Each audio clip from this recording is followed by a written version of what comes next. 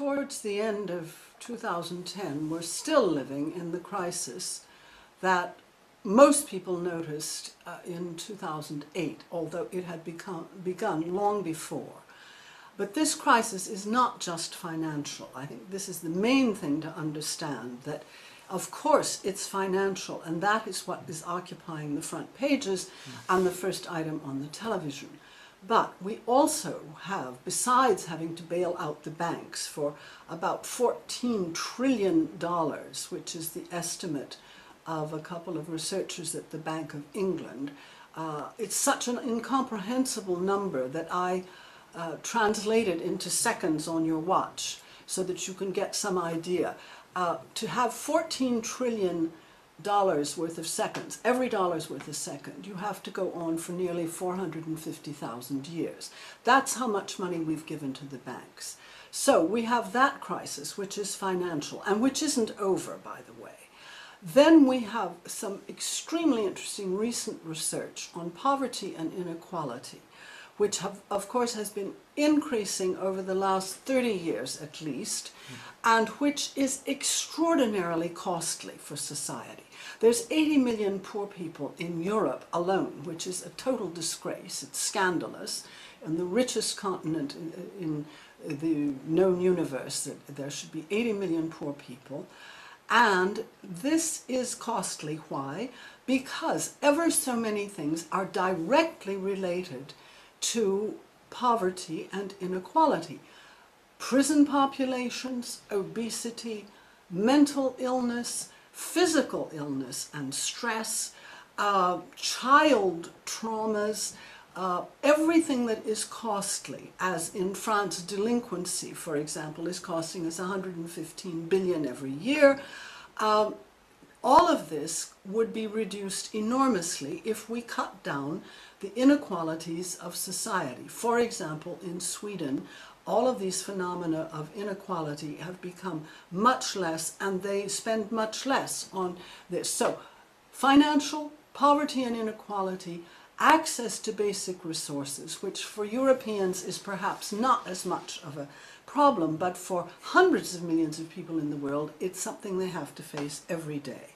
So water and food, let's stick with that. I'll leave energy for other people. But water and food are becoming rarer, and they are also becoming the subject of riots, because if you recall the food crisis in 2008, there were hunger riots in 35 countries because people simply could not afford the prices that had gone up by double or triple the amount they were used to paying. And of course, what I think is the most important one of all is the climate crisis, because there we have something which is irreversible. With finance, with poverty and inequality, and even with basic resources like food and water, if you've got the political will, you can go back and start over and do it right instead of wrong, the way we're doing it now. But with the climate, once it's gone off the chart, it's finished. So that is, I think, the canvas we should look at. But we should also look at the fact that all of these crises are interrelated. And the configuration we've got now is that, for example, financial speculation directly affects the cost of food. When the speculators realized that the subprimes were going rotten, they pulled out of that very quickly. They went into speculating on commodities, and they were to the point where the price of wheat went up 31% in one day. This has nothing to do with actually making bread or cookies. This is only to do with making money off certain contracts. And this kind of interconnection is not nearly studied enough, but I believe, and I've tried to show in my own work, how these various phenomena are interconnected. So what have we got today? We've got a planet on which finance is ruling, and the G20 and the G8 are increasing that rule by doing absolutely nothing except regulating a tiny bit around the edges. So Europe has a huge responsibility there. Then the next circle would be the economy, the real economy, where real people live and work and try to earn a living. Then we have society, which are both directed by finance and the economy, including the state, which have to conform to what the economy wants. Look at the state, which has to go after the ratings agencies so that their debt will not be downgraded. That's only one example. I could go on and on about that. And finally, the least important right now, it's the environment. Although it ought to be exactly the other way around. The first circle should be the planet, because if you're going to fight the laws of physics, you're going to lose. Our paltry little economies are absolute zero compared to the laws of physics. So that's the first thing. That should govern us, but within those constraints, we ought to be able to decide democratically how society should look and how we want to organize ourselves. Once that's understood, then you choose the kind of economy that best serves your social aims. And finally, finance is the least important and becomes some sort of tool, but there are many other tools to serve the economy and to serve the society. Now, what I fear the most is that this kind of truism is not recognized. Europe wants finance to continue to rule. Europe is not very interested in democracy. You know that the internet was a huge part of our victory in France, what I consider a victory for the no against the constitutional treaty, and because we want Europe, but we don't want the Europe we've got now. And we used internet enormously to reach people all over. In France, the vote was 54 point something for the no, and in Holland it was 60%, and Europe just said, oh, that doesn't count. What the people say, no matter how they did it, it doesn't count, and we're going to say that, you know, we'll give you the Lisbon Treaty, which is exactly the same thing. And then that went through in front. Well, I could tell the whole story, too long. But the point is that Europe is, I believe, downgrading democracy, and this is exactly the wrong way to go, considering the challenges that we are facing now.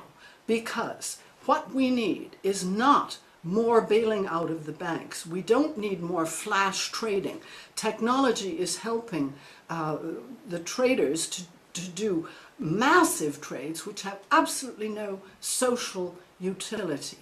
We should be taxing every single trade, because that's the only way we're going to get a decent budget for education, for healthcare, for research, and Europe should be pioneering this. Europe should be what it has always been, which is to say the center of the welfare state, which is keeping its people more equal. Instead of that, they are increasing inequality. Europe should be supporting the life of the mind in a general way, and research in particular, whereas budgets for research are going down. Why? Because, but there isn't enough for the banks. So I'm saying, look, we are in a continental situation. We have to go beyond our national borders for more democracy. We have to install democracy at the European level, where it, frankly, I'm sorry to say, hardly exists, except for the Parliament, which is very weak and can't even introduce legislation, and where citizens are more or less ignored, or totally ignored in the case of the French vote. And we must go beyond that and have democracy at the international level. Therefore, we could tax financial transactions at a tiny rate, and that would raise, even if it was 1 per 1,000, 600 billion a year, judging on the figures of what financial transactions were. That would solve all of our problems worldwide. Now, let's say that's too much. They will argue, no, the transaction costs will go up. Okay, 1 for 10,000, not for 1,000. Still $60 billion, which you could split 3 ways. Climate change mitigation, anti-poverty measures in the South, and preserving the welfare state in Europe. But most of all, if we don't have a democratic system, we are going to lose those precious moments that we're going through now, whereas we could be using the crisis to instate a green economy. We could have a Green New Deal.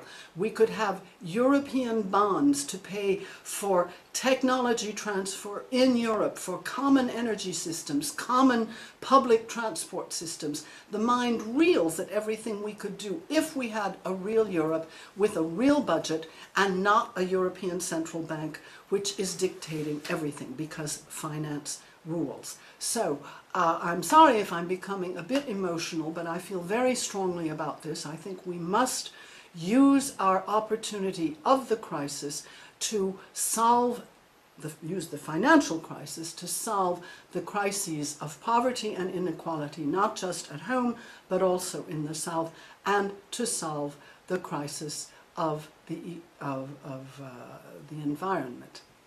Thank you.